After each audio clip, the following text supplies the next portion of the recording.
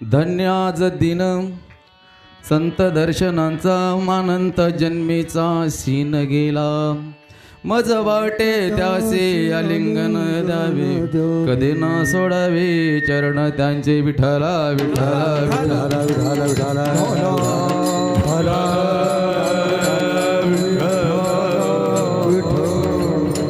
नमो विठ्ठला राजे अपार पांडुरंगा, नमो रुक्मिणी माऊली ज्ञान गंगा.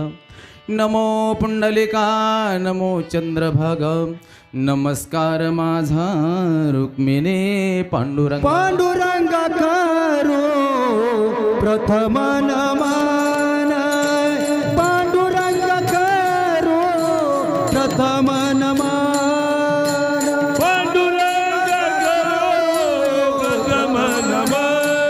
पांडुरंगा करू प्रथम नमन, दुसरे चरण संतांच्या. त्यांच्या कृपादाने कथेचा विस्तारो, बाबाजी सद्गुरु दास तुका. जयांची केली स्मरण, होय सकळ विद्येंचे अधिकरण.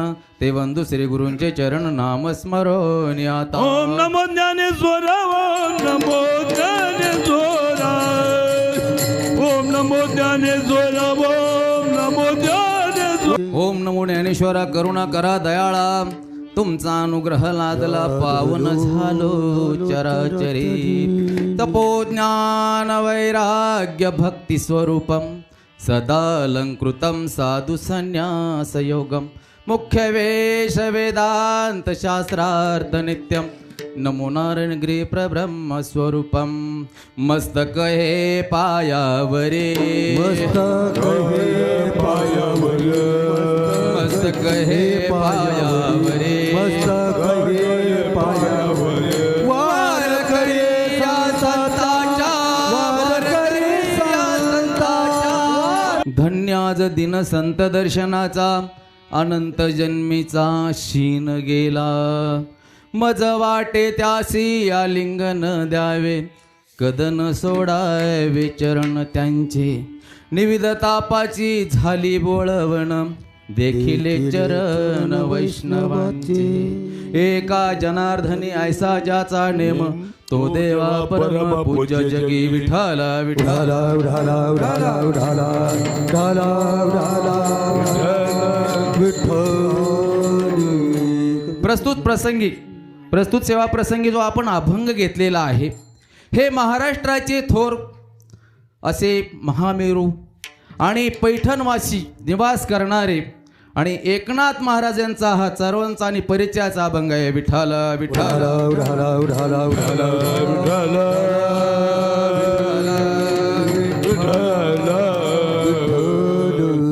तुम्ही बारे बारे वाजता का?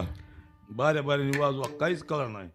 सेवेस सुरुवात करण्यापूर्वी अल्पसा हा परिहार द्यायचा तो असा. अखंड हरिनाम सप्ताह वर्ष, हे कुठे पॅम्पलेट बरं असू द्या. वर्ष किती आहे? वर्ष 17वे. आणि आज माझ्या जी वाटेला सेवा आलेली आहे, हे 3री सेवा आहे. हे बी माझं भाग्य समजतो. आज आपल्या या नंदस गावामध्ये माझं गेल्या महाशिवरात्रीला विठ्ठल रुक्माई मंदिरामध्ये कीर्तन होतं. त्यावेळेस हे आमचे हरिभक्त पारायण आनंद काका किंबवणे यांनी सांगितलं, महाराज सुट्टीचीच तारीख घ्या, तुम्हाला जी तारीख असेल ती द्या, तुम्हाला यावं लागेल. त्याही वेळेस आलो आणि याही वेळेस त्यांनी फोन करून सांगितलं की रामनवमीचा सप्ताह आहे, तुम्हाला यावंच लागेल. बघतो मी 1 वर्ष झालं कीर्तनच बंद केलंय. आणि याचं कारण असं आहे की काय होतंय पहा, आता हे आमचा सख्खा मावस भाऊ आहे. आता हे लावलंय, इथं 2 तास व्यवस्थितच गेलं पाहिजे, असं कुठं ना कुठं आहेच. आणि मी नोकरी करतो आणि नोकरी करत असल्यामुळं मला ह्या गोष्टीची गरज नाही की कीर्तन सांगायला पाहिजे, त्या कीर्तनामधून पैसा मिळायला पाहिजे आणि त्यातून माझा उदरनिर्वाह होतो, असं काही नाही. काय होतं कुठल्याही गावात, आता इथंही माझ्या या अगोदरही माझं इथं कीर्तन झालेलं आहे, त्यावेळेस तिकडं सप्ताह असा इकडं तोंड करून होता. त्याच्यानंतर सावता महाराज मंदिर आहे, तिथंही मी कीर्तन केलंय. आणि विठ्ठल रुक्माई मंदिरापाशी 4-5 वेळेस कीर्तनं झाली. बघता हो, सांगायचं असं की एवढे कीर्तनं झाली. बरं, एवढा अख्खा अखंड हरिनाम सप्ताह आहे. सप्ताह झाल्याच्या नंतर किती लोक माळा घालतात बरं? एकही नाही. आणि जसं राजकारण जवळ येतं तसं किती लोक दारू पितात बरं? मग मला सांगा याचा फायदा काय आहे? आणि उलट ज्या कीर्तनकार, जो कीर्तन करता, मी कीर्तनकार आहे समजा, मी कीर्तन करतोय आता, मी कीर्तन 5-10 वर्षापासून करायला सुरुवात केली, काही देणं नाही घेणं नाही. ज्या लोकांना माझ्याबद्दल माझा पूर्ण भूतकाळ माहिती ना, ते म्हणणार हा सगळं करून शिनून आता देव पूजाला लागलाय. ह्याचा काय पूर्व भूतकाळ आम्हाला माहित नाही का हो कसा होता? सांगा, काय कारण आहे का? काहीच नाही. लोकांना फक्त आता मी जर एखादा अभंग म्हणता म्हणता थोडंसं जरी चुकलो ना तर आमची भजनी म्हणते तसं नाही, असंही. आणि या गोष्टीमुळं काय झालं, प्रत्येक ठिकाणी आता मी आज नगरहून आलोय महाराज, मी वाडीत राहत नाही, नगरहून आलोय म्हणजे 2000चं डिझेल हितवर जाळायचं, परत हिथं यायचं. आणि होतं काय, महाराज येईपर्यंत महाराज कुठे आहेत? आलोय मिरजगावपाशी. महाराज कुठे आहेत? फकराबाद. महाराज नन्नच. आता जशा 11 वाजणार तसे महाराज पोचले का कुठं खड्ड्यात गेले, काहीच कोणाला देणं घेणं नसतं. जगाची रीत आहे बघता हो. आज तुमच्यासारखे हे बघतायत म्हणून हे सगळं चाललंय. पण मला असं वाटतं, आता हे आमच्या पहा, मला खरं जर कीर्तन करायचं असतं ना, आमच्या भजनांमुळे अख्ख्या 12 वाड्यात फक्त गोरेवाडीचंच भजन टिकलंय, कुठलंच भजन टिकलं नाही. त्यांचा माझ्यावर जीव आहे, माझा त्यांच्यावर जीव आहे. म्हणून मी म्हणतो, ते म्हणतात महाराज कुणाचंच काय ऐकायचं नाही, जसं असेल तसं तुम्ही चालू द्यायचं, चाललंय ते चालू द्यायचं. म्हणून आज हा तुमचा मला योग लाभला. आणि काय होतं, प्रत्येक वर्षी सप्ताह असतो आणि ज्याला काही समजत नाही ना तो तारखा द्यायला असतो. त्याने म्हणायचं ते आता जाधव महाराजाला काही ते कशाला सांगता, गेल्या वेळेस त्याने काहीच बरोबर कीर्तन सांगितलं. आणि मला सांगा, रामायण जर सांगायला बसलं तर ह्या सगळ्या माता भगिनी सगळ्या झोपात्यान, एक जागा राहणार नाही. आणि विशेष म्हणजे आता काही तुम्ही जेवढेत ना, आता मला बघा भविष्य सांगता येतं, 75% लोकांचे गुडघे दुखत आहेत, 75% लोकांचे कमर दुखत आहेत. भविष्य नाही बरं का, हे खाण्यापिण्यामुळे झाले. आणि त्याच्यामुळे तुमचाही दोष नाही, 2 तास नाही बसू शकत. आणि जर सगळं देवाधिकाच सांगायला लागलं तर हल्ली असं आहे बघता हो, हा समाज हे कलियुग आहे. तुम्हाला प्रत्येक जण नावं ठेवणार आहे, प्रत्येक जण ठेवणार आहे. तुम्ही चांगलं राहिला तरी नावं ठेवणार आहेत, वाईट वागलात तरी बी नावं ठेवणार आहेत. मग आपण काय करायचं, आपल्याला जे योग्य वाटतंय, आपल्याला जो योग्य रस्ता दिसतोय त्याच रस्त्याने दिसतो. लोक तुम्हाला असेही जगू देणार नाहीत आणि तसेही जगू देणार नाहीत. म्हणून जे तुम्हाला योग्य वाटतं, आपल्याला वाटतंय ना भजन करावं, भजन करा. आपल्याला वाटतंय कीर्तन करावं, कीर्तन करा. आपल्याला वाटलं कीर्तनाला यायचंय, कीर्तनाला. आपल्याला वाटलं घरी झोपायचंय, घरी झोपा. कोण काय म्हणणार आहे का तुम्हाला घरी जरी झोपलं तरी? आणि हिथं जरी आलं तरी कोण काय म्हणणार आहे का? जसं मला सांगायचं तात्पर्य असं आहे की ज्याला जसं मनाप्रमाणे दिलखुलास जगा. कारण हे जग आहे, हे कलियुग आहे आणि ह्याचा अंत होत चाललाय.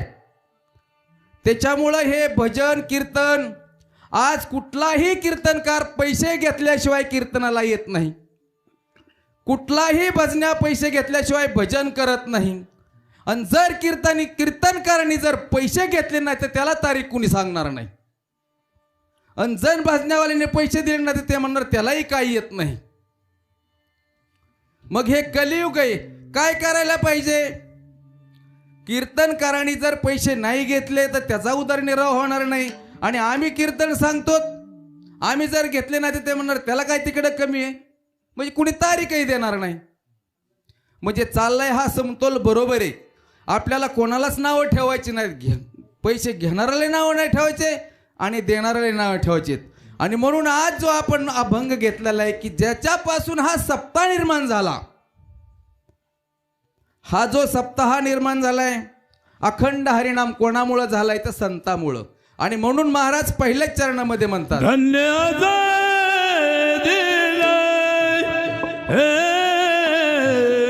संत दर्शन धन्य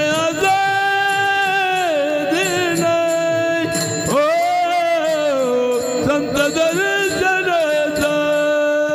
एकनाथ महाराज या ठिकाणी सांगतात, धन्य आज दिन संत दर्शनाचा. आज एवढा हा दिवस सुंदर आहे, एवढा सुंदर दिवस आहे की मी धन्य झालोय की आज या संताची संगत झाली. धन्य आज दिन संत दर्शनाचा. आज हा जो सप्त्याला मला योग भेटलेला आहे, आज हा अखंड सप्ताह निर्माण झाला हा संताच्या योगामुळं. आणि म्हणून या ठिकाणी एकनाथ महाराज सांगतात की मी आज धन्य झालोय, की मी आज धन्य, मी एवढा धन्य झालोय की मला एवढा आनंद झालाय. धन्य आज दिन संत दर्शनाचा. भक्ता हो, जर आपण संताच्या संगतीमध्ये आलो, जर आपण संगत पहा, या कलियुगामध्ये, या प्रपंचामध्ये, या परमार्थामध्ये संगतीला खूप महत्त्व आहे. जर आपण संगत सज्जनांची केली तर आपण सज्जन होऊ, आणि जर आपण जर संगत दुर्जनांची केली तर दुर्जन होऊ. संताच्या संगती मनोमार्ग गती, संताच्या संगती मनोमार्ग गती. आणि म्हणून संगत संतांची केली पाहिजे. पहा, जर आपण आपला मुलगा जर संस्थेत शिकायला टाकला तर तो चांगल्यापैकी पकवाज वादन होतो. आमच्याबरोबर आलेले हरिभक्त पारायण उंडे महाराज आहेत, ते आरोग्य विभागामध्ये मोठे अधिकारी आहेत. आज त्यांनी त्यांचा एकुलता एक मुलगा आपल्या बीड जिल्ह्यामध्ये मांजरसुंबा लिंबा गणेश इथं 9 महिन्यापासून पकवाज वाजायला शिकवला आहे. तेवढाच मुलगा आहे, मिसेसही नोकरीला आहे. मला सांगा, त्यांना ही गोष्ट करण्याची काही गरज नव्हती. त्यांचा उद्देश एवढाच आहे की जर मुलगा संस्थेत गेला आणि जर त्याला परमार्थाचा जर नाद लागला तर भविष्य उज्ज्वल आहे. आणि म्हणून आज पहा, संगत जर आपली मुलं जर एखाद्या दारूवाल्याच्या संग जर राहत असतील तर मुलं हे दारू पिणारीच निघतात. उदाहरण आहे आणि सत्य कटू असतं, त्याच्यामुळं सांगायला अवघड असतं. जर आपली मुलं चांगल्याच्या संगतीला गेली तर चांगले होतात. दुर्दैव एवढे की सध्या या कीर्तनाकडं भजनाकडं वळणारी मुलं खूप कमी आहेत आणि नको त्या गोष्टीकडं वळणारी मुलं खूप जास्त आहेत. आणि आपण काय म्हणतो नेहमी महाराज, जो दारू पिणारा असतो ना, जो दारू पितो, दारू पिणारा वेडा आहे, त्याला काही कळत नाही. पिल्याच्या नंतर पहा, प्रत्येक जण म्हणतो अरे तू पिलेला आहे, त्याच्या काय नादी लागतो. बरोबर आहे ना महाराज? तर असं नका समजू, दारू पिणारा एवढा हुशार असतो. पहा, एका गावामध्ये एक जण असाच रात्री लक्ष्मण महाराज दारू पिऊन आला आणि संध्याकाळी घरी जोराने कडी वाजवायला सुरुवात केली. ए घर उघड, मी आलोय. बायको म्हणली मी घर उघडणार नाही, रात्रीचे 2 वाजलेत. तू जर घर नाही उघडलं तर मला मी विहिरीत उडी मारीन. पहा बघता हो, एक मोठा दगड घेतला आणि वरून त्याने विहिरीत टाकला. बायकोला असं वाटलं आपल्या नवऱ्यानं विहिरीत उडी मारली. शेवटी नवरा आहे, बायकोला किव आली आणि दरवाजा उघडला आणि बिचारी विहिरीत जाऊन अशी डोकायला लागली, कुठं पडलाय. हे एवढं पटकन घरात गेलं ना, आतून घेतली कडी लावून. आणि आपण म्हणतो बेवडा येडा असतो. आणि ही बिचारी गेली, म्हणली अहो दरवाजा उघडा. ती म्हणला मी दरवाजा उघडणार नाही. अहो म्हणली एवढ्या रात्रीचं मग मी सारा गाव गोळा करीन. तू गाव नाही कुणी सगळं गोळा कर म्हणला, मी तरी दरवाजा उघडणार नाही. अहो ती म्हणली बघा मी सारा गाव गोळा करीन. ती म्हणला मीच त्या गाववाल्याला विचारून एवढ्या रातची कुठं गेली ती विचारा तिला. विठ्ठल विठ्ठल विठ्ठल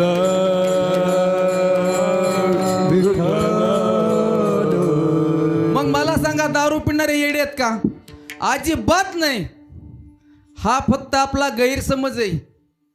म्हणून या कलियुगामध्ये आपण जन्माला आल्याच्या नंतर प्रत्येक महाराज देवाबद्दल सांगतो.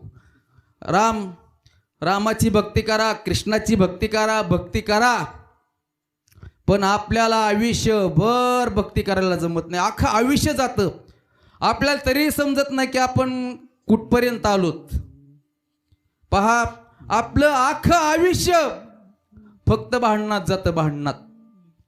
पहा, एका ठिकाणी ना, उदाहरण सांगायचं, एक गंज असते, गंज कळते ना आपल्याकडे, आता ज्वाऱ्या होते ना गंज लावते, त्या गंजीच्या कडेला आजी एक कुत्री वेलेली असते, कुत्रींचीला 4-5 पिलं झालेली असतात आणि ती गावात चिटकून आणि कुत्री बाहेर जातील, पिलाला सांगते, हवा का काही होऊ द्या, पण त्या पलीकडल्या रस्त्याकडे काय तुम्ही जाऊ नका.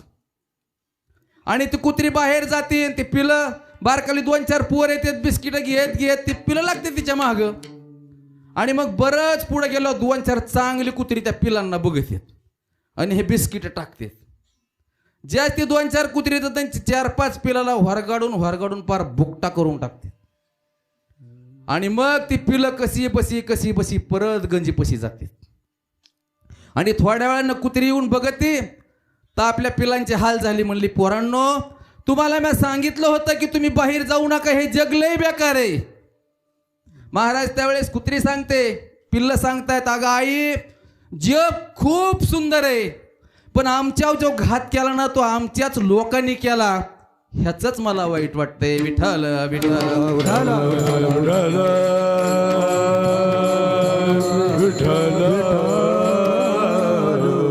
मारलं कोणी कुत्र्याला, कुत्र्यांनी. तसा आपला माणूस जर पुढे जायला लागला तर त्याला मागं वाढणारा आपलाच आहे.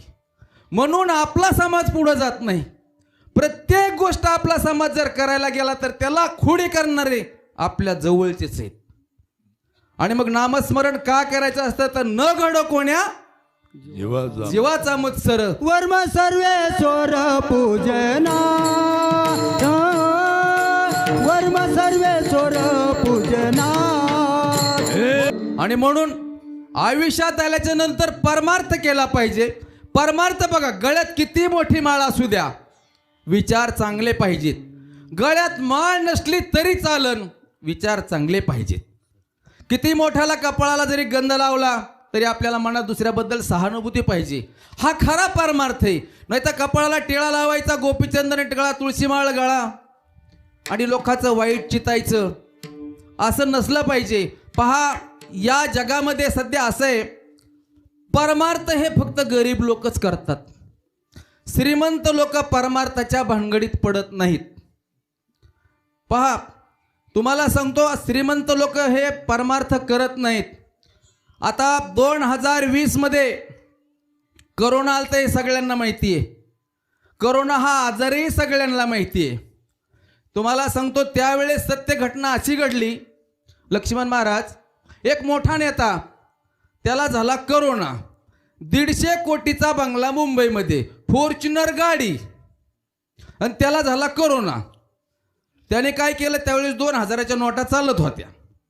अख्ख्या 2000 नोटाची एक पिशवी भरली आणि फॉर्च्युनर गाडी घेतली आणि प्रत्येक दवाखान्यात जाऊन म्हणायचा, बेड आहे का? त्यावेळेस बेड कुठं मिळत नव्हता. आता ह्याच्याकडं हा 150 कोटीचा मालक, एवढा पैसा, अख्खी एक पिशवी 2000 भरलेली, अख्ख्या मुंबईच्या हॉस्पिटलमध्ये फिरला. एवढी पिशवी घ्या, कुणी एखादं बेड देतंय का बघायचा, पण त्याला काय बेड भेटला नाही. शेवटी त्यानं विचार केला, मुंबईत काय आपल्याला कुणी बेड देत नाही. त्यानं काय केलं, बघतो ड्रायव्हरला म्हणला, चल मला पुण्याला नेऊन सोड. तो ड्रायव्हर म्हणला, येडा आहे काय, तुझ्याकडे पिशवी भरलेली, तरी म्हणला तुला तुला कोणी विचारणार, माझं काय व्हायचंय, तुझं तू कसं जायचंय ते जा. म्हणलं, मी नाही येत. त्याने ती पिशवी 2000 रुपयाने भरलेली मोठी गाडी घेऊन ससून हॉस्पिटलला आला. आणि तिथं आल्याच्या नंतर त्या अख्खी भरलेली पिशवी, आणि आत गेला तर एका बेडवर एक भिकारी त्याला दिसला झोपल्याला.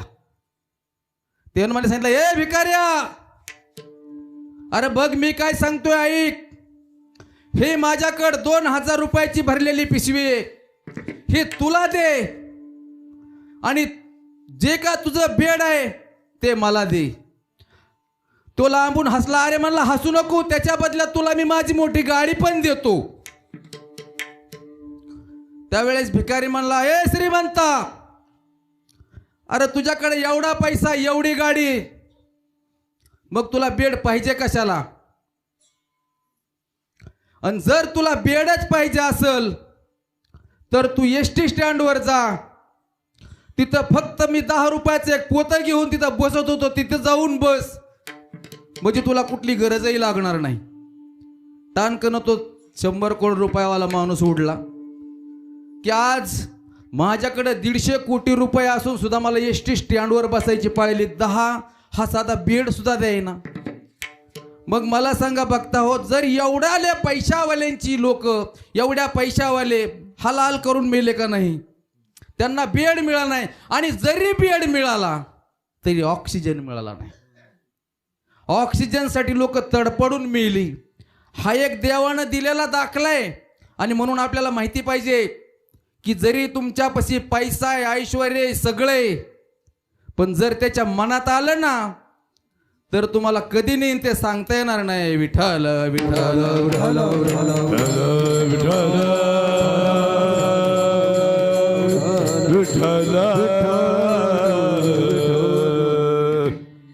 आणि म्हणून बघा, कीर्तनात कोणी झोपायचं नाही बरं का. माझं लक्ष आहे तुमच्याकडे बारीक. आणि कसं आहे, रामाच्या मंदिरात चालू आहे. जर तुम्हाला माहिती निद्रा देवी कुठं होती, ती जर आली आणि तुमच्या महाग जर लागली तर मग काय खरं नाही. आणि ती जर महाग नसली लागून द्यायची तर झोपू नका.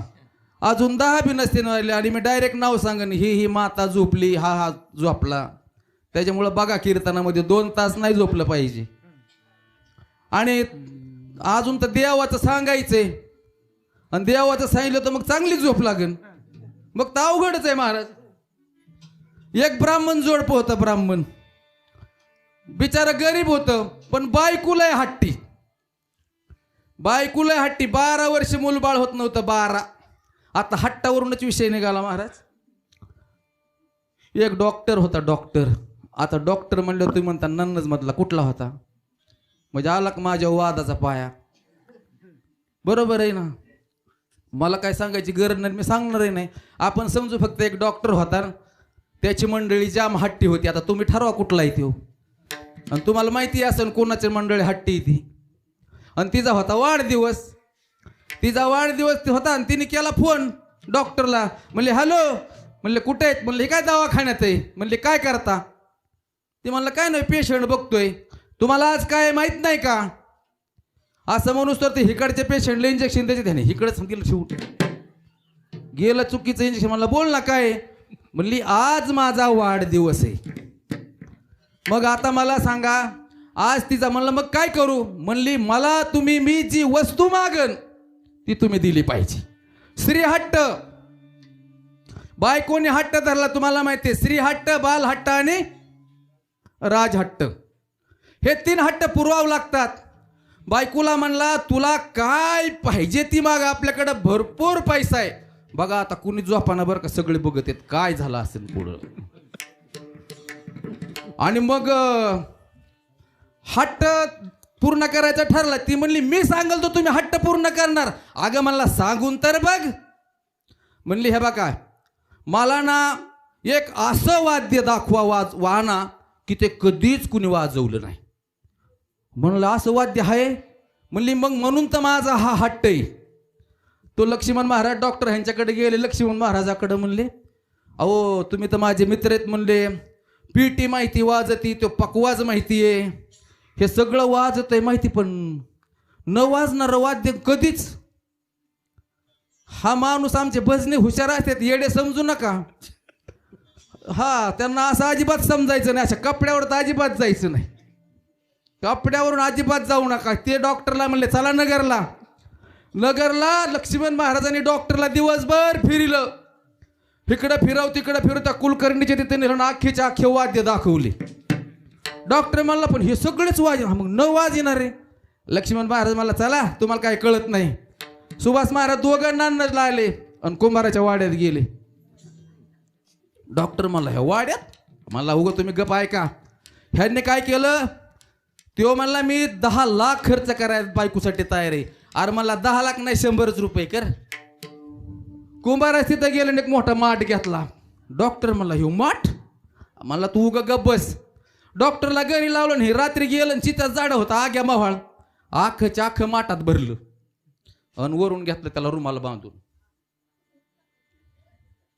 सकाळच्या मध्ये म्हणले ओ डॉक्टर इकडे या वाद्य आणलंय.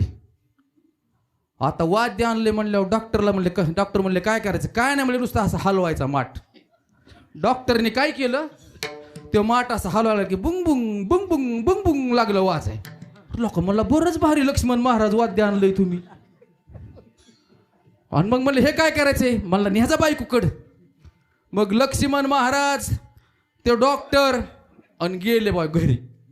डॉक्टरच्या घरात गेले आणि त्या डॉक्टरीला म्हणले हे बघ हे वाद्य आणलंय आणि हे तू मला लय पेशंट आहेत मी जातो निघून. लक्ष्मण महाराज हुशार त्यांनी अजून ह्या दोघा तिघाला बोलून घेतलं म्हणले आपण कसं वाद्य बघूया. आता घरात बसले ती लागले ना वाजवायला उसं किती लगेच बुंग बुंग बुंग बुंग वाजायचं. आता तिथं शेजारीन वकील बाई राहत होती. आता हे वाद्य बघाय ती बी आली. दोघी जमा झाल्या हे सगळे भजने जमा झाले. आणि ती वकीलीन बाई काय म्हणती माहिती का डॉक्टरीन बाई मला असं वाटतंय की मी ह्याच्यावर एखादी गवळण म्हणावं.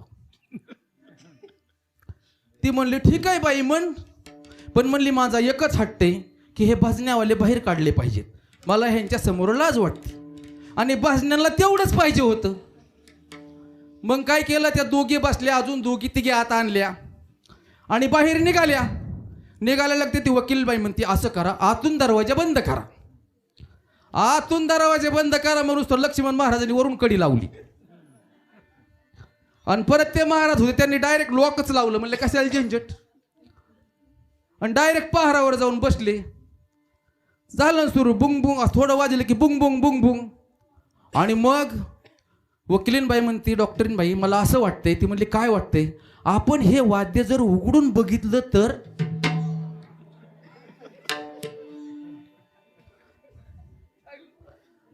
आणि मग थोड्या वेळानं त्यांचं सुरू झालं. हे सगळे भजनी मंडळ पहारावर येऊन बसले. आणि मग वकिलीन बाईनं काय केलं रुमाल सोळा हळूच आत हात घातला. आणि आत हात घातल्याबरोबर ज्या सुरुवात झाली आगा आई आई आई लक्ष्मण महाराज म्हणतो आताशी गवळण लागली. गवळणीला सुरुवात झाली. आखा माठ उगाडा डॉक्टरीन बाई असल्या वकिलीन बाई असल्या. आणि मग डॉक्टरीन बाई डॉक्टरकडे आल्यावर डॉक्टर म्हणते तुम्हाला कुठंतरी बघितल्यासारखं वाटतंय. अहो म्हणली ते तुम्ही आलेल्या वाद्याचा हा परिणाम आहे. म्हणला ह्या परिणाम आहे हट्ट हा असा नसावा म्हणून तुम्हाला सांगितलंय विठ्ठल विठ्ठल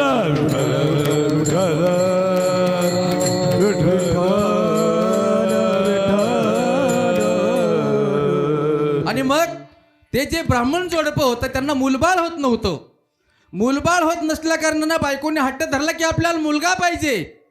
आणि म्हणून हा ब्राह्मण वनात गेला. आणि वनात गेल्याच्या नंतर त्यानं एका महाराजांना बघितलं आणि म्हणले अहो मला मुलगा नाही. तो म्हणला तुझ्या 7 जन्मात मुलगा नाही तू त्याच्यासाठी हट्ट करू नको. त्यानं नाही सांगितलं म्हणले महाराज मला मुलगा झालाच पाहिजे. आणि मग पहा बघताना त्यानं एक फळ दिलं. आणि तो फळ ब्राह्मण घरी घेऊन आला आणि सांगितलं की हे फळ त्या महाराजाने सांगितलं तुझ्या पत्नीला दे तुला मूल होईल. आणि मग ते फळ घेऊन हा घरी आला. घरी आल्याच्या नंतर बायकोला सांगितलं हे फळ घे म्हणजे तुला मूल होईल. ते पत्नीला असं वाटलं की ह्यानं काहीतरी चांगले त्यांनी त्या फळाला हात लावला नाही. आणि मग मूल होत नाही तर तिच्या बहिणीने सांगितलं आपण असं करू तुला जर मूल होत नाही ना तर पूर्ण तू फक्त नाटक कर सर्व झाल्याचं मी तुला मूल देते. बघता हो त्या बहिणीनं अख्खा 9 महिने करून एक मूल त्याला दिलं. आणि हिनं ते फळ गाईला टाकलं. कालांतराने 12 वर्षानंतर हे दोन्ही मुलं मोठाली झाली. आणि मोठाली झाल्याच्या नंतर हा जो एक मुलगा झाला तो गोकर्ण. आपण गोकर्ण राजा कधी नाव ऐकलं असेल. तो गोकर्ण झाला. आणि दुसरा जो मुलगा होता तो असाच होता म्हणून तो बेवडा निघाला. आणि त्यानं सर्व आयुष्यात जे काही मारामाऱ्या धन लुटायला केला आणि त्या ब्राह्मणाला मारायला लागला. बघता हो सांगायचा उद्देश एकच आहे की ज्याच्यासाठी तुम्ही नवस आयास करता 9 महिने त्याला पोठात वागवता लहानाचा मोठा करता, पण कालांतराने आपल्या नशिबात काय येतंय. आणि म्हणून आज कुठल्याही ठिकाणी जर आपण हट्ट नाही धरला, जे असेल आपल्या प्रलाब्धाचे भोग आहे असं जर म्हणून चाललं, जे होतं ते देवाच्या कृपेनं होतं, हे जर आपण जर केलं तर आपल्याला आयुष्यात कुठेही दुःख निर्माण होणार नाही. विठ्ठल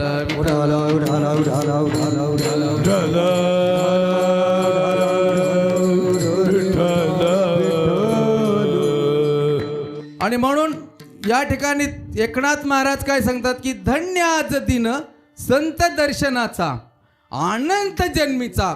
असे कित्येक जन्म माझे गेले, अनंत जन्मीचा शीन गेला. म्हणजे मला या आज हे सगळे जे भेटले तेवढं बघून माझ्या आयुष्यामधलं एवढा मला आनंद कधीच झाला नव्हता, एवढा आनंद झालाय. आणि महाराज दुसऱ्या चरणामध्ये म्हणतात, मज वाट त्यासी आलिंगन द्यावे, मज वाट त्यासी आलिंगन द्यावे, मज वाटे त्याशी आलिंगन द्यावे. पहा, आमचे हरिभक्त पारायण साठे महाराज आणि अर्जुन महाराज झिकरीचं कीर्तन उरकून इकडं आलेत. बघतो आमच्यावर एवढं आमच्या भजनाचं प्रेम आहे ना, विचारूच नका. आणि नेमकं कधी आले, मज वाटे त्याशी आलिंगन द्यावे, त्याच टायमाला आले की नाही महाराज. त्यांना बरोबर माहीत होतं की आता आलिंगनाच्या टायमाला जाऊ. मज वाटे त्याशी आलिंगन द्यावे, कद न सोडावे. आलिंगन द्यायचं महाराज एवढं सोपं नाही, आणि ती कुणीही देऊ शकत नाही. कुणी कुणाला आलिंगन देता येत नाही. आपण पहा, जर आलिंगनाचा विषय, आलिंगन देणं म्हणजे त्याला लोटांगण करणं, ही तर महाराजाच्या पाया पडणं सुद्धा अवघड झाले. कुणी पाया पडून आणि त्यांनी पडून येऊ नये. काय करायचं नसता उद्योग आपला आहे का नाही. कोणतरी खरं आहे म्हणलं, बरोबर आहे का नाही महाराज. आता आमचा माग बघा, आनंद काका आहेत आमचे आणि गौतम महाराज आहे. महाराज मी त्या दिवशी म्हणलं तुमच्यात आणि माझ्यात लय फरक आहे, लय फरक आहे. त्यांना 4 शिवाय दिलं ना, ती म्हणतात हो बरोबर आहे, बरोबर आहे. गौतम महाराज आहे म्हणतील, हे म्हणतील बरोबर आहे, बरोबर आहे. आपलं कसं आहे, डायरेक्ट फेटा बागलात. काय म्हणला तू, आपली हिथून सुरुवात. स्वभाव आहे, स्वभावाला हा स्वभावावरून एक विनोद आठवला बरं का. बघा, एक राजा होता, राजा आणि एक प्रधान आणि एक शिपाई. पक्क लक्षात ठेवा, झोपायचं नाही. झोपलं तर रामायणात सप्ताह चालू आहे, निद्रा देवी येणार. लक्षात ठेवा, राजा, शिपाई, प्रधान तिघं बी शिकारीला गेली. शिकारीला गेले तिघं. आता गुणाचा विषय चाललाय बरं का नेमकं. तिघं बी शिकारीला गेले आणि शिकारीला गेल्याच्या नंतर तिकडं ती रस्ता चुकली. आता चुकल्याच्या नंतर महाराज शिपाई आला आणि एक आंधळा ग्रहस्थ, पण तो शास्त्री होता, रस्त्यावर बसला होता. आणि तो शिपाईला म्हणून म्हणतो, ए आंधळ्या, अरे त्या गावात जायला रस्ता कुठून आहे नान्नच्या नगरीत. त्यानं सांगितलं, असंच डाव्या हाताला वळा, डाव्या हातून उजव्या हाताला वळा, तुम्हाला नान्नज नगरी लागल. गुणाचा विषय पहा. तो गेला आणि त्याच्यानंतर प्रधान आला. प्रधान आल्याच्या नंतर प्रधानानं सांगितलं, अहो महाशय, आपल्याला नान्नज नगरीमध्ये जायला रस्ता कुठून आहे. त्यानं सांगितलं, इथून असंच डाव्या हाताला वळा, तिथून उजव्या हाताला वळा, नान्नज नगरी आहे. आणि 5 मिनिटानं राजा आला. राजानं सांगितलं, अतिथी तुम्ही खूप थकलेला आहात, तरी पण मला तुम्हाला एक प्रश्न विचारावा वाटतो की नान्नज नगरीत जाणारा रस्ता कुठे. त्यावेळेस त्या आंधळ्यानं सांगितलंय, राजा तू जो मला रस्ता विचारतो तो रस्ता तिथून तू डाव्या साईडला जा आणि उजव्या साईडला नान्नज नगरी.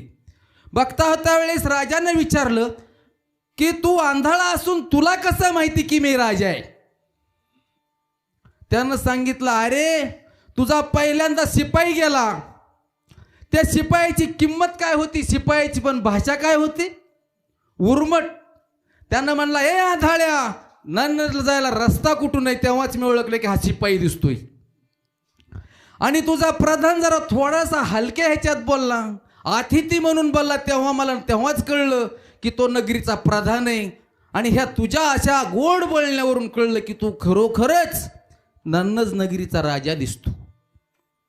आणि मग बघता हो, राजाला वाटलं की ह्यानी मला आंधळा असताना सुद्धा राजा म्हणून ओळखले, म्हणला ह्याला घरीच घेऊन जायला पाहिजे. लक्ष्मण महाराज संगत गुण. आणि मग आंधळ्याला घेऊन घरी गेले. आणि घरी गेल्याच्या नंतर 8 दिवसानं घोड्याची शर्यत लागली कर्जतला. आणि नेमकं ह्या राजाने सांगितलं की आपल्याला 2 घोडे आणायचे. त्यांनी 2 घोडे आणले आणि दारात बांधले. महाराज दारात बांधल्यावर राजानं सांगितलं तो आमदा आपला आंधळा माणूस आहे ना, त्याला ती घोडे दाखवा, शर्यतीचे घोडे. तर बघता हो, त्याने आला आणि एका घोडीच्या अंगावर घोड्याचा हात टाकला, ती टणकन उडालं. आणि दुसऱ्याच्या घोड्याचा हात टाकला, ते काहीच हल्लं नाही.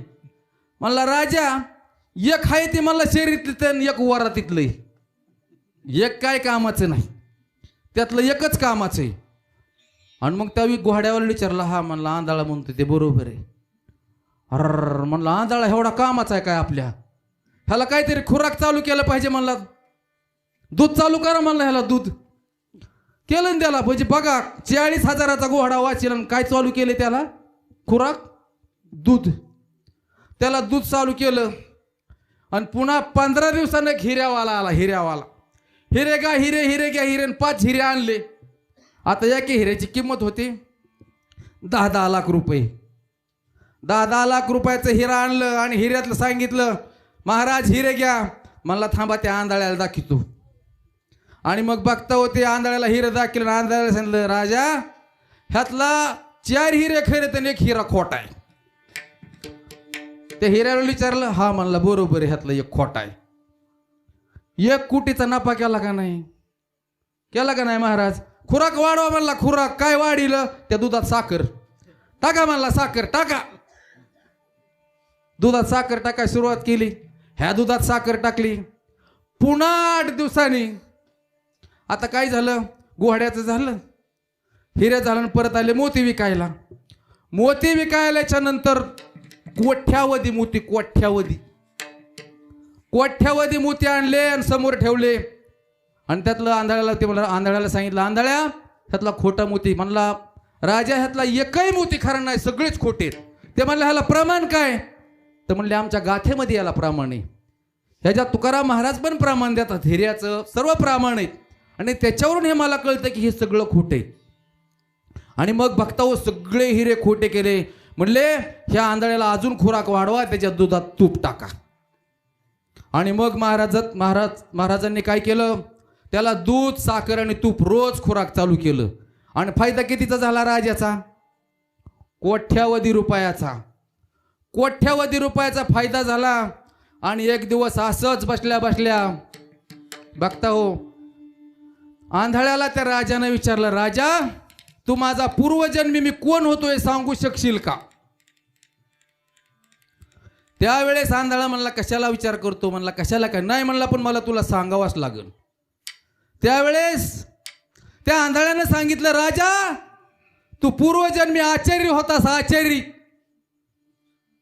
ह्याला तर शॉकच झाला. म्हणला मी एवढ्या नगरीचा राजा आणि म्हणला तू ह्या जन्मीचा सुद्धा आचार्यच आहेस. पळतच घरी गेला लक्ष्मण महाराज. बायकोला म्हणला आई माझी खरी काय भानगड आहे, मी कुणाच्या पोटचा आहे. ती म्हणली आंधळ्यांना सांगितलेलंच खरं आहे, तू आचार्याच्या पोटचा आहे. आणि म्हणलं मी तर राजा आहे. जाणून घेऊ नको. नाही म्हणला मला जाणूनच घ्यायचंय की हे काय भानगड आहे. अरे म्हणली ऐक, ज्या वेळेस तुझा जन्म व्हायचा मला 5-6 मुलं व्हायची आणि मरायची, एकही मुलगा जगाना. शेवटी ज्या दिवशी माझ्या तिथं ज्या वेळेस एकही मुलगा जगाना आणि ज्या दिवशी माझी डिलिव्हरीची वेळ आली त्यावेळेस आचार्याची पत्नी बाजूला स्वयंपाक करत होती. आणि मी तिला विनंती केली की अगं माझ्या वंशाला दिवा नाही, तू काय कर तुझं मूल मला दे, माझं तू घे. आणि माझं प्रत्येक मूल मरतंय. म्हणून बघता हो तिनं काय केलं, तिचं मेलेलं मूल त्याला दिलं आणि तिचं मूल हिला घेतलं. आणि म्हणून तो आचार्याचा पोटचा आहे. तुम्हाला काय वाटलं.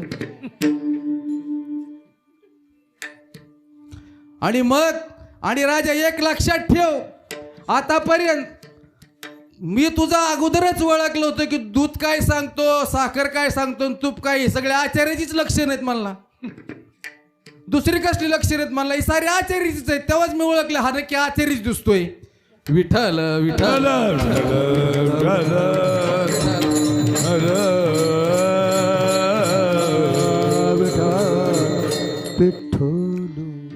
कदर न सोडावे चरण त्यांची. जर आपण पहा एकदा चरण जर सोडलं, भगवंत पहा ज्या वेळेस प्रभू रामचंद्र, आपल्याला सगळ्याला माहिती रामायण जर सांगायला लागलं तर हे रामायणच आहे. आणि ज्या वेळेस आपण पहा, जोपर्यंत आपल्याला पूर्ण माहिती नसती तोपर्यंत आपण कधीच पूर्ण बोललं नाही पाहिजे, नाहीतर प्रत्येक गोष्ट अंगलट येते, प्रत्येक गोष्ट. म्हणून ह्या रामायणामध्ये पहा, लक्ष्मण आहेत का हुशार कोणी नव्हतं आणि हनुमंत एवढंही हुशार कोणी नव्हतं. ज्या वेळेस लक्ष्मण, राम आणि सीता एका झाडाखाली बसले आणि ते झाडाची वेली मनानेच वर गेलती, त्यावेळेस रामानं सांगितलं की सीते, ह्या वेलीमुळं हे झाड आहे. आणि सीता म्हणली नाही, ह्या झाडामुळं ही वेली आहे. दोघाचं तिथं सुरुवात भांडण झालं. आणि त्यावेळेस लक्ष्मणाला विचारलं, लक्ष्मण ही काय भानगड आहे? म्हणला ह्या झाडामुळं वेली आहे का वेलीमुळं झाड हे मला माहीत नाही, पण ह्या दोघांमुळं सावली हे मला माहिती. म्हणजे लक्ष्मणानं भांडण टाळलं. तसं आपल्याला परिपक्व पाहिजे आपण माणूस आयुष्यामध्ये येताना. पहा, एका ठिकाणं सिंह एक सिंह होता आणि सिंहानं एक काय पाळली, एक बकरी पाळली. एक बकरी पाळली, एक लांडगा पाळला आणि एक कोल्हा पाळला. आणि सिंह शिकार करून आल्यावर शिडीला विचारलं की माझ्या तोंडाचा वास कसा येतो? बकरी बिचारी भोळी, तिनं सांगितलं, सिंहराजा तुझ्या तोंडाचा वास लई खराब येतोय. सिंहाला राग आला आणि पटकन शिडीला मारलं. बाजू आली माकडाची. माकडाची बाजू आल्याच्या नंतर माकडाला विचारलं, तुला काय वाटतं? माकडाला म्हणलाय तोंडाचा वास येतो. म्हणलं की डायरेक्ट मारलंय म्हणला. त्याने डायरेक्ट सांगितलं, म्हणला तुमच्या तोंडाचा लय चांगला वास येतोय. तरी सिंहाला राग आला, डायरेक्ट मारून टाकलं. आता बाजू आली कुणाची? तुम्ही कीर्तनच ऐकत नाहीत, कोल्याची. हा, आता कोला म्हणला ह्यांनी सांगितलंय वास येतो तरी मारलंय, आणि नाही येत म्हणलं तरी मारलंय. मग महाराज कोला काय म्हणला असं रो? काय आठवत आहे का? अहो काय कोला म्हणला, मला सर्दी झाली 5 दिवस झालं, वासच येत नाही. विठ्ठल विठ्ठल विठ्ठल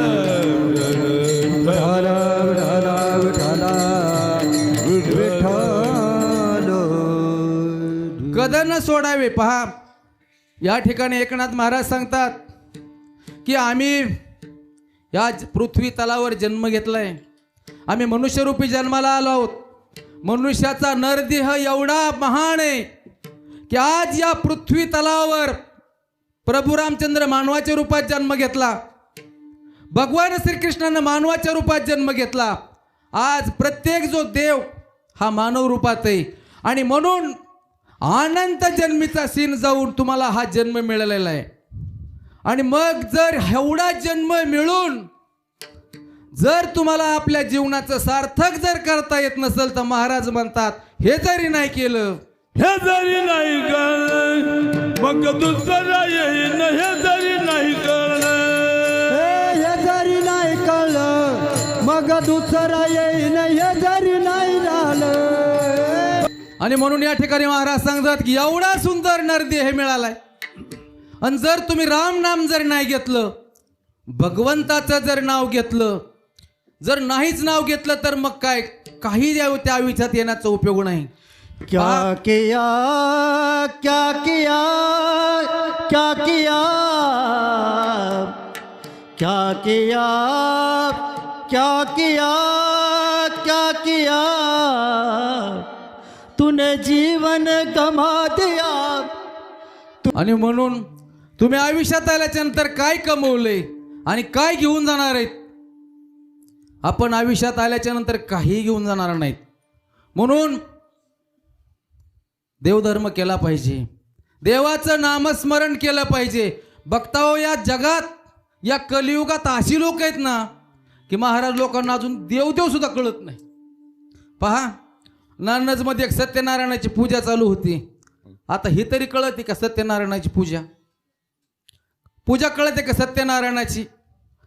हा, घराचे असल्यावर घालतात माहिती आहे ना.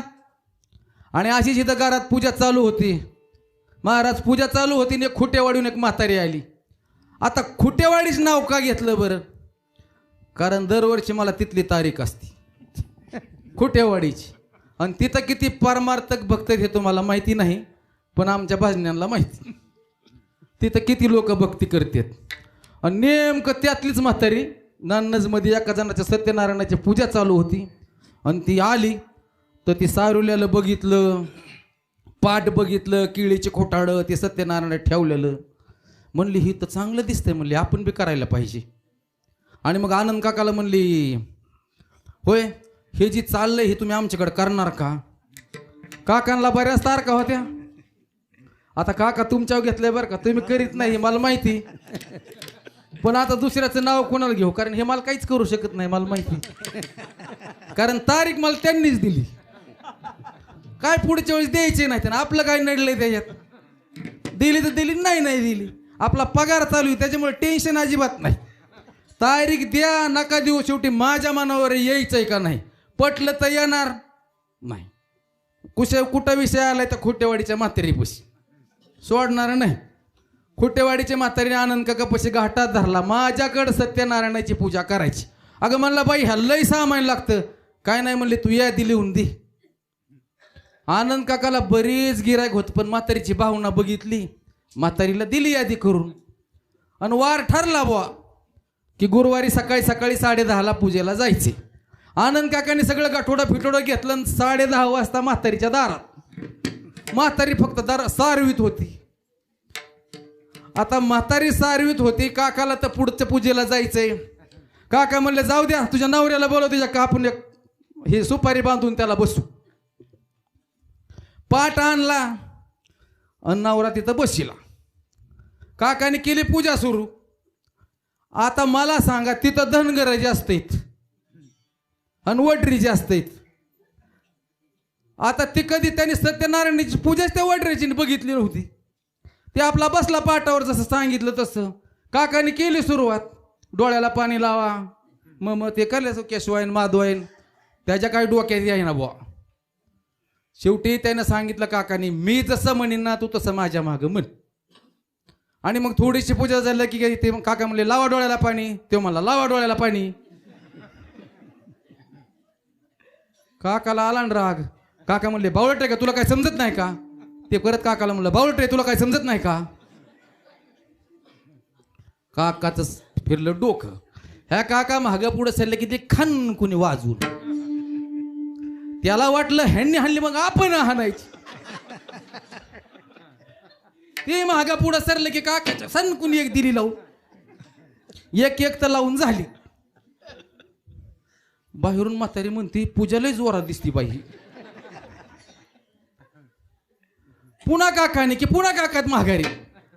ज्याच काकाने ते पाटण ती सगळं गुंडाळलं, थेट आणलंच. म्हातारीला म्हणला असली आयुष्यात पूजा कधी बघितली नव्हती, एवढी डेंजर पूजा झाली. म्हणला त्यांनी मला मारलं, मी त्याला मारलं, पण पूजा जोरात झाली. काकाने घरी आल्यावर घरच्यांना सांगितलं, काय त्या खुटेवाडीला गेलो म्हणले. काय ती लोक म्हणले त्यांना कळलंच नाही, नुसत्या मारा मार्या. काकाची मंडळी म्हणली सापडू दे त्याला, येऊ दे घरी परत कधी मग बघते. आणि मग त्या म्हातारी काय म्हणते त्याची बायको, अहो हे सगळं सामान आहे, आपण त्याला नेऊन द्यायला पाहिजे ना, तरच ते पूजेचं काहीतरी पुण्याला आपण.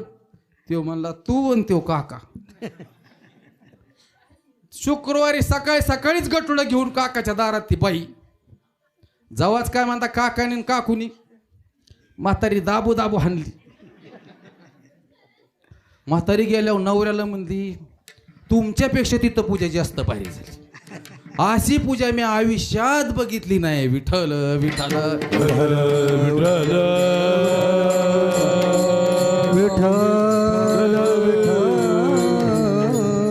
बघता सांगायचं तात्पर्य परमार्थ कळायला पाहिजे. घरात झोप येत नाही म्हणून इथं कीर्तनाला यायचं आणि महाराज काय सांगत होते ऐकायचं संध्याकाळी का. आता तुम्हाला हे सांगतो, उद्या उद्याच्याला महाराज तुम्ही विचारलं ना कालच्या कीर्तनात महाराजांनी कुठला अभंग घेतला होता, कायच कोणाला सांगता येते. मलाच मी आज काय सांगितलं ती मला उद्या आठवत नाही आणि काय मी तरी ध्यानात ठेवू.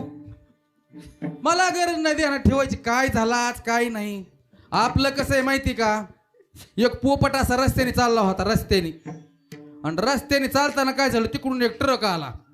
ट्रक आला की त्या पोपटाची धडक लागली त्या ट्रकला आणि ती पोपट पडलं खाली. खाली पडल्याच्या नंतर मागून एक जण आला, म्हणला मुका आपलं पाळीव प्राणी आपलं पक्षी ती गेलं आणि घरी घेऊन गेलं. त्याला आपलं पाणी पिणे पाजून मग त्याने मला असं फेकून देण्यापेक्षा पिंजऱ्यात ठेवावं. आणि ती जेव्हा सुद्धा आलं तेव्हा म्हणतो बहुतेक ट्रकवाला ड्रायव्हर मी आला काय नो ज्या अर्थी मला तुरुंगात टाकले. हे कोण म्हणतंय, पोपट. तसं आपलंय, तसं सेम आपलं तसंच आहे. आपल्याला वाटतं हे सगळं जे चाललंय ना आपल्यामुळं चाललंय. हे जे सगळं हे माईक सप्ताह चाले हे शरीर कोणाचे सते, चाले हे शरीर कोणाचे सते. आणि बघता हो विज्ञान कितीही पुढं चालत असलं तरी या आपल्या शरीराला कोणाच्या सत्तेनं चालतंय. ह्याला चालवणारा कुणीतरी आहे, सकाळी झोपेतून उठवणारा आपल्याला कुणीतरी आहे. अहो या जगामध्ये सगळं हे कोणाच्या तरी सत्तेनं चाललेलं आहे. आज विज्ञान कितीही पुढं जरी गेलं तरी आज रक्त निर्माण करण्याची कुठेही काही तयार झालेलं नाही. जीव तयार करणारं असं कुठेही यंत्र तयार झालेलं नाही. आणि हा जोपर्यंत परमार्थ चाललाय तोचपर्यंत हा बॅलन्स आहे. आणि म्हणून महाराज तिसऱ्या चरणामध्ये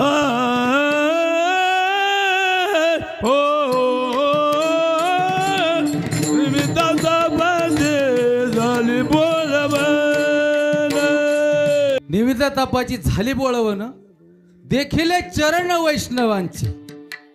म्हणून सांगतो बघता हो की आज हा परमार्थ आहे.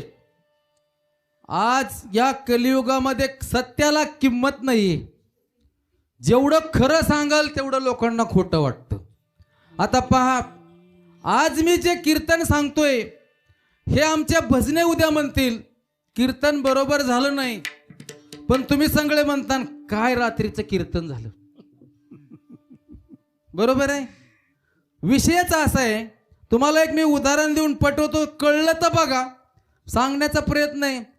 दिलीप महाराज खोटेवाडीला ते आपले मित्र आहेत, त्याच्या पोराचं लग्न होतं आणि मला फोन आला, महाराज तुम्ही मोठे नोकरदार आहेत आणि माझ्या पोराच्या लग्नाला तुम्ही हजेरी लावली पाहिजे महाराज.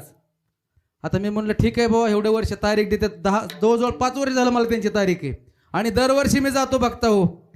आता मग तारीख असल्यामुळे लग्नाच्या त्याच्या पोराचं लग्न दुपारी 12:30ला होतं. मग मी तिथून 12:30 वाजता गाडी स्वतः घेऊन निघालो. रविवारी माझ्यासाठी रविवारी लग्नाची तारीख धरली आणि लग्नाची तारीख धरल्याच्या नंतर 10 वाजताच सुभाष महाराज मिनानजमध्ये आलो. 2 तास लग्नाला बाकी होतं. म्हणलं चला वाडीत जावा, आपले साठे मिस्त्री त्यांच्या घरी जावा, साठे मिस्त्री असतील तर त्यांना घ्यावा निघावा. आणि वाडीत गेलो, साठे मिस्त्रीच्या घरी गेलो तर साठे मास्तराच्या पोराचं नाव लक्ष्मण. पण हातात असा दगाड घेऊन उभा असायचा, असं एवढं दगाड. आणि साठे मिस्त्रीच नव्हतं. मला कुठं चाललात महाराज. म्हणलं लग्नाला. म्हणूनच तर माझ्या सीटावर बसलो बाजूला. आता म्हणलं अवघडच झालं.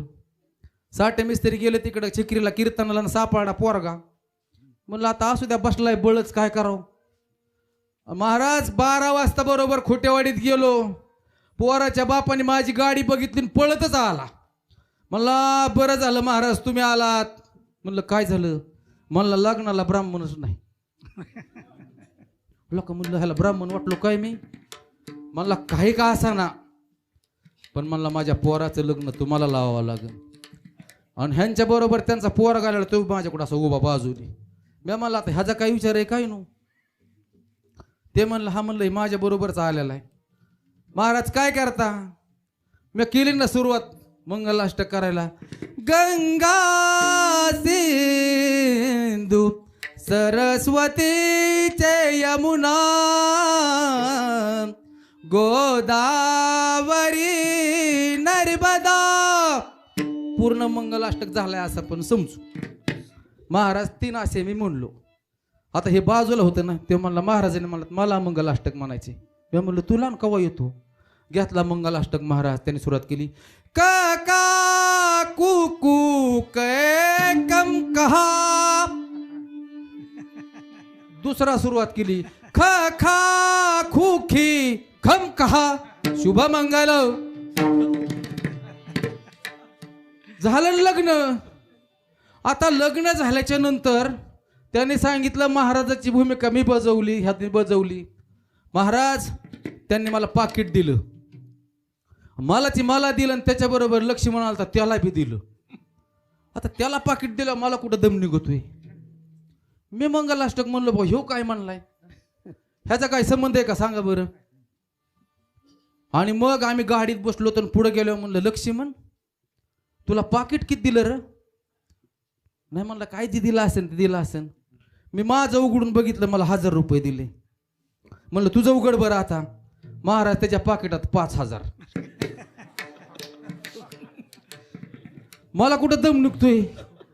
लका म्हणलं मी खरा मंगलाष्टक म्हणलोय आणि ह्यो काकू म्हणला ह्याला कसं काय 5000. मला कुठं दम निघतोय. मी लावला ना त्याला महागारी फोन. अहो म्हणलं आम्ही दोघं संगच. हा आम्हाला ते तुमच्या बरोबर आलेला.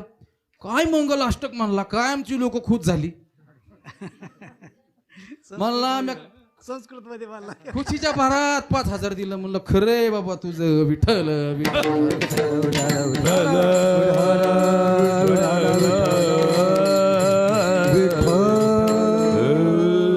कीर्तनाचा सार सांगितला की तुम्हाला काय आवडतं आणि ह्यांना काय आवडतं आणि थोडस भजन करूया. ढोबार कुमार कुमार ढोबार कुमार ढोबार कुमार ढोबार कुमाई ढोबार कुमार ढोबार कुमार ढोबार कुमाई ढोबार कुमार ढोबार को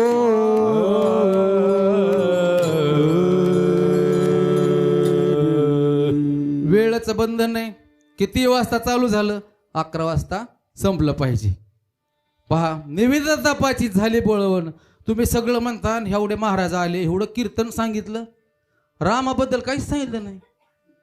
आणि नेमकं रामाचे इथं महाराज कीर्तन आले तर रामाचं काय सांगितलंय. सांगितलं काय रामाचं काय ऐकलं का तुम्हाला झोप लागली होती. झोप हा ह्यांना झोप लागली होती. ह्यांना झोप लागली होती. असंच तुम्हाला सांगतो गावात रामायण चालू होतं. आपल्या हाय का कधी चालू होतं तुम्हाला नसेल माहित. पण जेवढे वयोवृद्ध पहिलं रामायण चालू राहायचं आहे का नाही. बघा जुन्या लोकांना सगळ्याला माहिती. आता रामायण लावू नाही ना ऐकू बी नाही.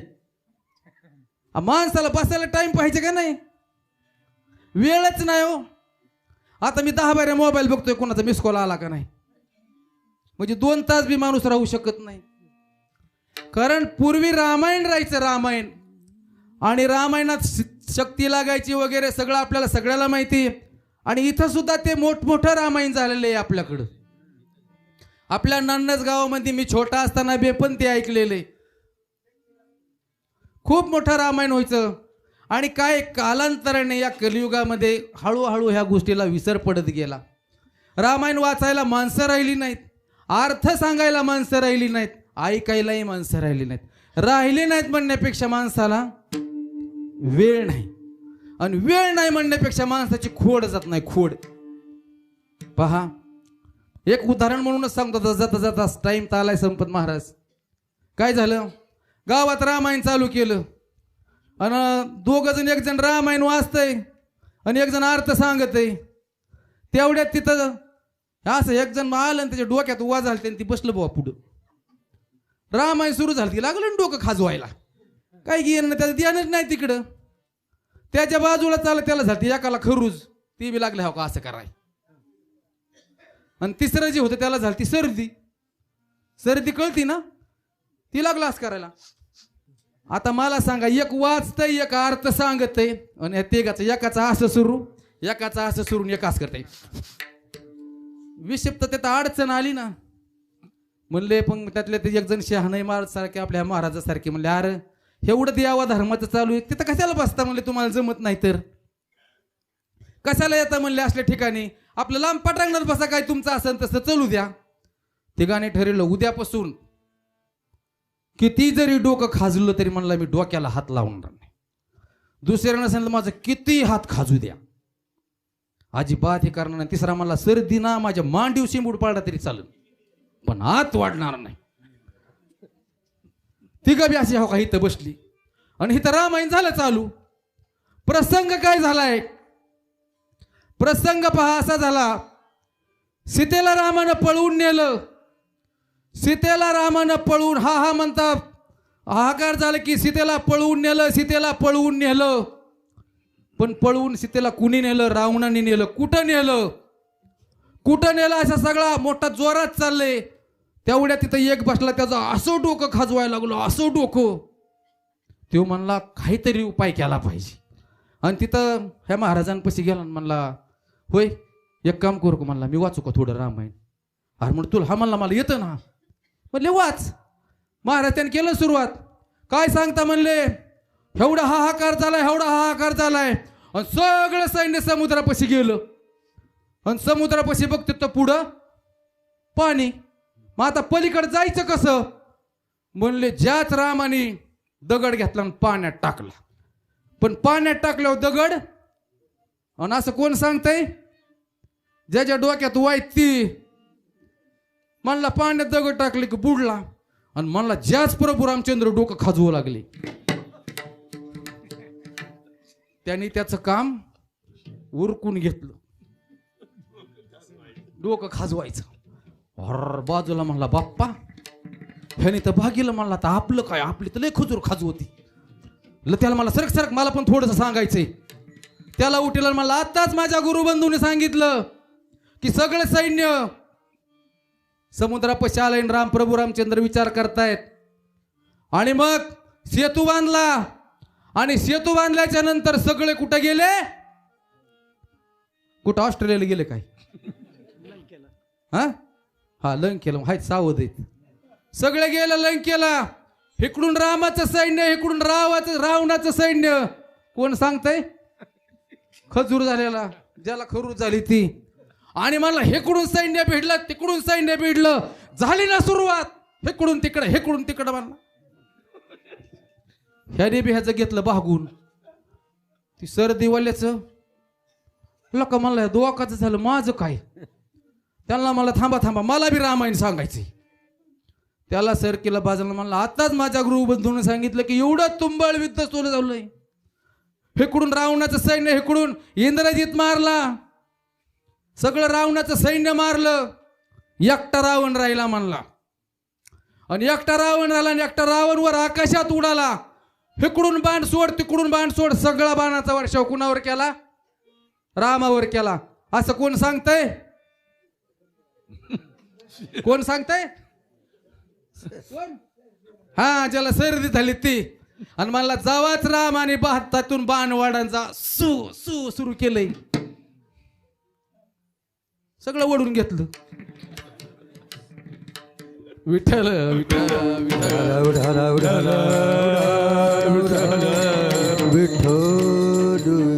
आणि पहा बघता हो, कीर्तनामध्ये नाचू कीर्तनाच्या ज्ञानदीप लावू जगी. खर तर कीर्तनामध्ये सर्व शास्त्राचं सांगितलं पाहिजे. तुकाराम महाराजांनी 600 एकर जमीन विकले या कीर्तनापायी, या परमार्थापायी. आणि आपण त्याच्यामुळं आपली देवाची बरोबरी होऊ शकत नाही. आपण ते करू नाही, ते होणारही नाही. फक्त जाता जाता एवढं सांगन की काही जरी करता आलं नाही तरी करू नका.